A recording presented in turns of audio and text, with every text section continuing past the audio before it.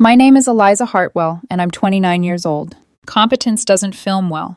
It hums, the way autopay clears at 12:01, the way a spreadsheet ties off like a clean stitch at midnight, the way an extra bedroom becomes a study desk and a quiet place for a girl who lost her parents too soon. 4 years ago, I was 25 with a first real job and a grief that didn't excuse the rent. Meredith was 18 and suddenly my responsibility. I moved us into a bigger place with decent locks and a bus line that actually came. I learned the difference between copay and deductible, FAFSA, and we're sorry for your loss. Stability wasn't drama. It was 1,000 unshowy choices. Nathan says I make responsibility look easy. He means it kindly, I think. He also thinks I should say no more often. Say it clean and early, not after I've already funded the mess. He says this gently, with thumbs on my shoulders, when he can tell I'm bracing for a conversation I don't want. Sophie, his ex, likes to post little quotes about controlling partners whenever I draw a line. She doesn't tag Nathan or me. She doesn't have to. People love a simple villain when money is involved. Friday, I went to Meredith's dorm because texts were going unanswered and the credit card statement wasn't. $3,200 last month on top of the $800 I transfer every month. Designer labels, restaurants that add market price like a dare, concert tickets listed as urgent. The card exists for emergencies and approved purchases. Emergency, as it turns out, can be any night with a dress code. Her roommate let me in. The room smelled like vanilla candles and spray tan. Meredith sat on the edge of her bed, legs crossed, scrolling. Cody sprawled in a chair with a cap on backward like he was auditioning for a mixtape. Ash leaned against the closet door, glossy and unimpressed. "Hey," I said, "we need to talk about your spending." Meredith didn't look up. "Not now, Liza, we're going out." "Meredith," I said evenly, "you spent over $3,000 last month. The card is for emergencies." She looked up then, all at once. Red blotches rising on her cheeks, confidence blooming like a bruise. "Oh my God, you're not my mom. Stop trying to control me." A candle wick hissed and drowned in its own wax. I kept my voice low. "I'm not trying to control you. I'm asking you to stick to our agreement." "What agreement?" she said and laughed. "The one where you hold money over my head? You monitor every little thing I buy? You think paying for college makes you my warden?"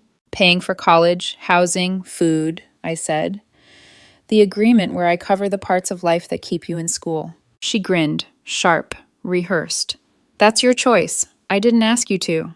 "You were 18. "Exactly. Maybe treat me like an adult instead of a child. I'm 22. I can make my own decisions about my money." "Your money?" I repeated. She folded her arms.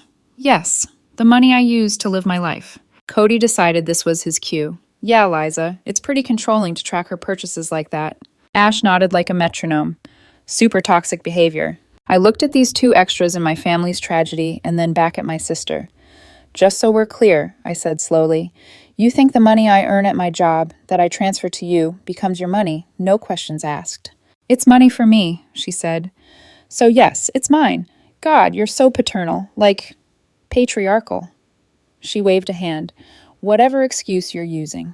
"My excuse," I said, feeling the muscle memory of 4 years of sacrifice settle into my bones, "is that I work for it. And if I'm paying, I get to define emergency." "Stop telling me how to spend my money," she snapped. I stood there and tasted the copper of restraint. 4 years of overtime and skipped trips, of saying no to promotions because moving cities would shred the little stability I'd sewn together for us. I heard Nathan's voice in my head. "Say no early, Eliza." And I understood that I was already late. "Okay," I said. She blinked. "Okay, you'll stop?" "Okay," I repeated, and smiled like a closing door. "You're right. I'm not your mom. Your money, your life, I'll stop telling you how to spend it." Her face brightened. "Finally, thank you. See? Was that so hard?" "No," I said. "Super easy. Have a good night." I left. She didn't notice I hadn't said goodbye. She was already celebrating with people who loved free things. At home, I opened my laptop. The hum returned, the one nobody claps for. First, the credit card. Reported lost. Removed her as an authorized user. 5 minutes. Next, the monthly transfer. Canceled the $800 scheduled for next week. Set a reminder labeled, "Do not reinstate." Then the quiet architecture of the life she calls hers. Phone line on my family plan. Disconnection scheduled in 48 hours. Streaming services. Passwords changed. Car insurance. Removal effective Monday. Dorm and meal plan were prepaid through December. Those would wait. Housing. I emailed to remove myself as guarantor at the end of the current term and to be notified of any defaults. I wrote the emails with the same care I use for condolence thank yous. Simple, precise, final. The stillness afterward was almost medicinal. It felt like replacing a splinter you've been ignoring with clean skin. I made tea. I texted Nathan. Boundary set. Not pretty. He called immediately. You okay? He asked. Yes, I said, oddly. I'm proud of you, he said. Sophie posted some nonsense about financial cages tonight. Ignore it. I am, I said. This isn't a cage. It's a gate. She can walk through it and get a job like the rest of us. At midnight, my phone lit up. Card declined at restaurant. Is there a problem with the account? Meredith. I typed, nope. All good on my end. Have a good night. Her freedom started at 6:00 p.m. when I left her dorm. It took exactly 6 hours to meet the bill. Saturday morning, the phone started pawing at my nightstand like a hungry cat. 10 a.m. Call after call after call. I let it ring, then answered on the 8th. Yeah. What did you do? Meredith cried. Good morning to you, too. My card isn't working. I tried to get coffee and it got declined. That's weird, I said. Mine works fine. This isn't funny. Fix it. Fix what? Your money situation, she hissed. I thought you were handling it. I thought you were handling your own money now. A beat of silence. You canceled my card. My card, I said, which you were using, but yes. How am I supposed to buy anything? With your money, I assume. What money? You know I don't have a job. Then maybe get one. You're 22, remember? An adult making her own decisions. She hung up. 5 minutes later, this is so immature. You're being petty. I need money for food. Are you seriously going to let me starve? I responded once. You have a meal plan. You won't starve. Then the social artillery fired. Cody texted from an unknown number. Not cool what you're doing to M. She's really upset. Me. Who's this? Cody. Her BF. Me. Oh, right. The financial advisor. No response. Ash tried next. Hi, Eliza. Hope you're well. Meredith's stressed. Maybe you two could talk? She's going through a lot with school. Me. We talked Friday. She made her position clear. She's welcome to support herself. At 2 p.m., the quiet fell off a cliff. Text stopped. The phone disconnection hadn't hit yet. I guess she'd found Wi-Fi. My email pinged. Are you serious? You're turning off my phone? What if there's an emergency? I didn't reply. The next email begged. The next accused. The next claimed bills. I almost laughed. I paid every bill. Or I did. Around 5, I opened the parent portal. Every college swears isn't a parent portal. I checked attendance reports I used to ignore because I wanted to believe the best. 60% of classes missed this semester. The kettle clicked off. The apartment smelled like Earl Grey and clean resolve. I stared at the screen and felt the grief I never let breathe. I had swallowed so much chaos for both of us that I forgot my own appetite. The final buzz of the day was a notification I didn't expect. Someone changed a caption on a photo of Meredith and Cody clinking glasses under club lights. The new line read, Freedom tastes like champagne. It had been posted Thursday night, the night before the argument. I closed my laptop. Freedom does taste like something. So does consequence. Across the room, my phone vibrated again with a number I didn't recognize. I let it go to voicemail. Ms. Hartwell? This is Professor Walsh, Meredith's advisor. She came to my home this afternoon quite distressed. The message kept talking. It would keep talking tomorrow. For the first time in 4 years, I didn't answer immediately. I washed the mug. I turned out the lights. I let the hum of all my unglamorous choices lull the apartment back into the kind of quiet you earn. Saturday morning bled into noon with missed calls stacked like dominoes. I let them fall. By the time I stepped outside for groceries, my voicemail was full. 3 from Meredith, 1 from her advisor, 2 from Aunt Patricia. The last one was Nathan. You're not a villain, Liza. Boundaries always sound cruel to the people who never learned them. When I came back with a bag of oranges and cat food, my email chimed again. Subject, urgent. From Meredith. You've ruined my life. You can't just do this without warning. It's abusive. I typed back 1 line. You told me to stop controlling your money. I did. No punctuation. It felt cleaner that way. By Sunday morning, she'd reached what therapists call extinction burst, the phase where every manipulative trick fights for its last breath. Unknown number. I picked up out of curiosity. "Hello? Is this Eliza Hartwell?" a man's voice asked. "Yes. This is Professor Walsh. Meredith came to my home this morning, quite distressed." "Of course she did. She says you've cut off her financial support." "I've stopped transferring her spending money, yes. Her tuition and housing are prepaid through December. She has a meal plan." He hesitated. "I see. Well, she's concerned about next semester. She has 3 months to figure it out. Maybe the financial aid office can help." "I'll let her know," he said, a small chuckle under his breath. "Fair enough, Ms. Hartwell." Fairness. That word stuck like grit under a lens. 2 hours later, Patricia called. Her voice came in hot. "Eliza, what the hell is going on? Meredith called me sobbing." "I stopped giving her money." "You know she depends on you." "She told me to stop controlling her finances, Aunt Pat, so I listened." "She's a college student. She's 22. When I was 22, you had 2 jobs. I remember. You told that story every Christmas." Silence. "You really going to do this? Just abandon her?" "I'm not abandoning her. I'm respecting what she asked for." "She'll have to drop out." "No. This semester's paid. She has 3 months to become the adult she insists she already is." Patricia huffed. "Fine. I'll send her money myself." "Okay," I said. "She spends about $4,000 a month. So, $48 a year, plus tuition, housing, insurance." A long pause. I can't afford that." "Neither can I, apparently. But hey, good luck." Click. 10 minutes later, an email from Meredith. "Thanks for turning Aunt Pat against me. Real mature." I didn't reply. That night, Nathan came over with takeout and that quiet kind of concern that feels heavier than pity. "She's not used to consequences," he said, setting the cartons on my counter. "Neither am I," I admitted. "Not hers, anyway." He smiled gently. "That's growth." I half smiled back. "You sound like a podcast." He grinned. "I listen to better ones now." "Still following Sophie's account?" I asked. His eyebrows lifted. "You noticed." "She posted something this morning about women policing other women's choices." "Liza, it's fine," I said.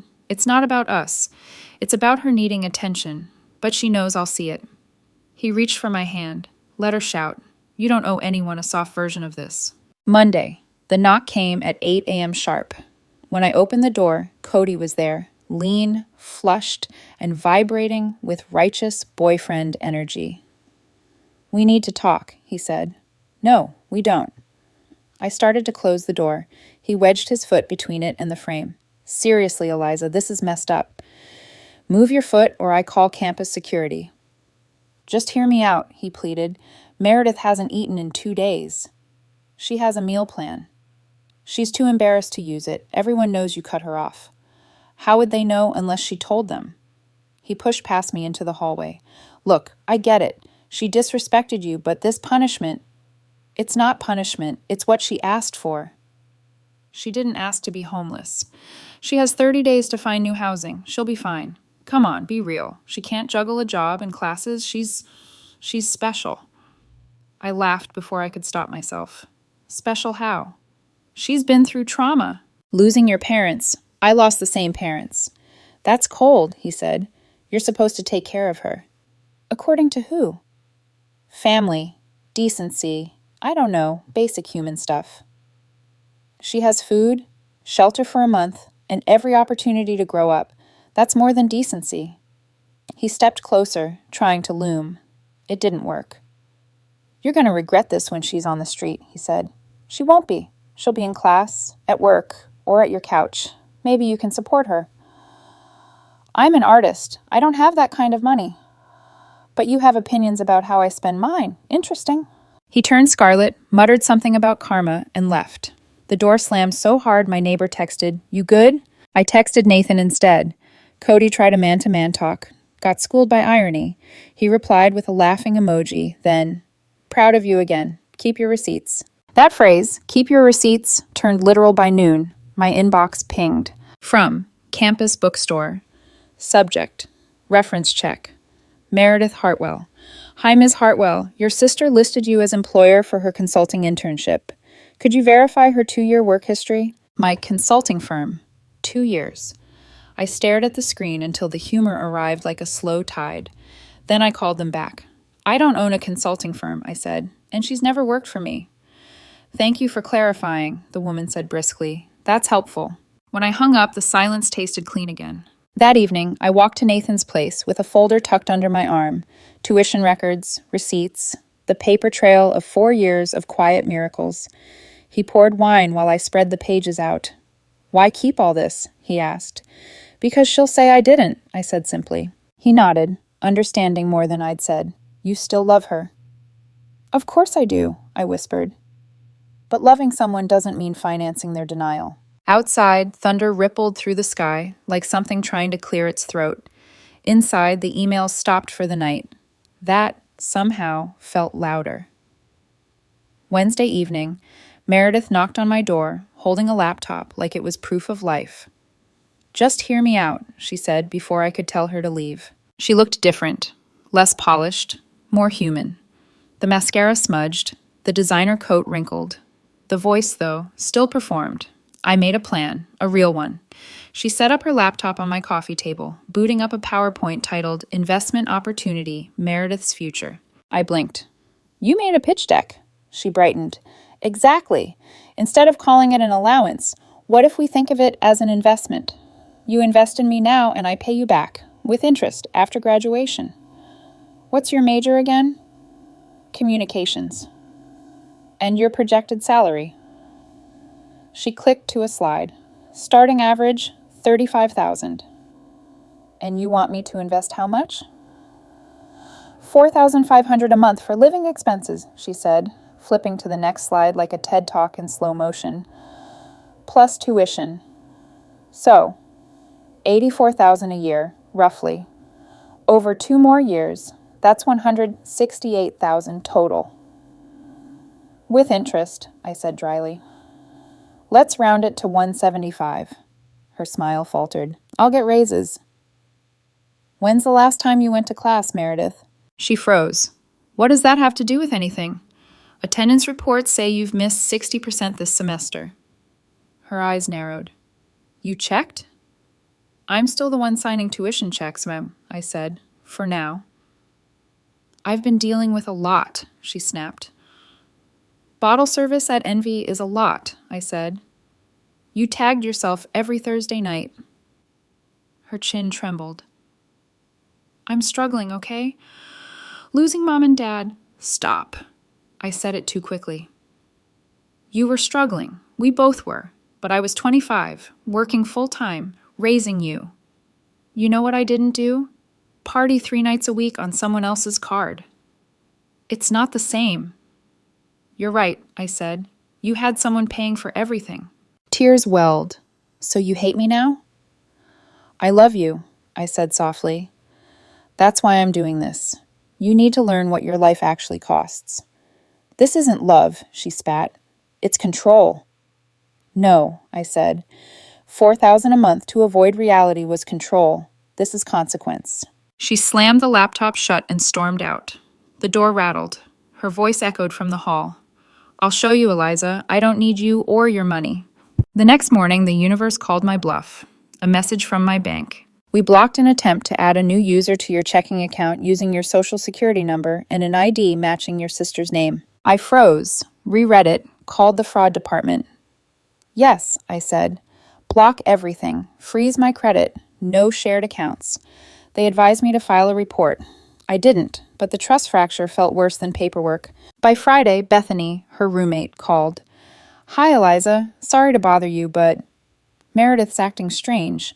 She asked to borrow my credit card for textbooks, but I saw her searching in flight prices to Miami. And she's been taking stuff from our room to sell. Her laptop, some jewelry. Her own things? I asked. I think so, Bethany said carefully. But she asked about my iPad, too. We said no. We're locking our stuff up. Good, I said. You're smart. Don't lend her anything. Is she going to be okay? She'll figure it out, I said. Or she won't. Either way, It'll be hers to figure. That weekend, a link lit up my cousin group chat. GoFundMe. Help Meredith stay in school, abandoned by family. The description read like a tragic novel. According to her, I'd suddenly and without warning cut off all support. She claimed homelessness, hunger, unpaid tuition. Goal, $50,000. 3 donations in the first hour, $50 from Cody, $25 from Ash, and $175 from someone anonymous. I scrolled to the photo.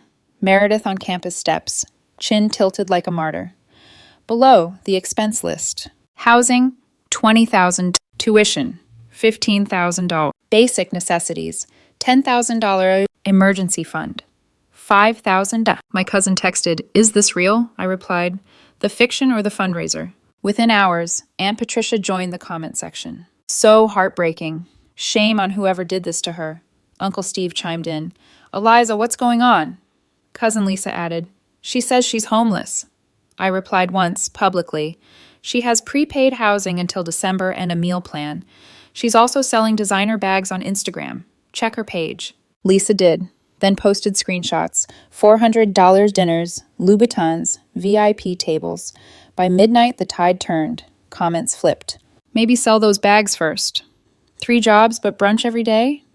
Communications major who can't communicate honestly.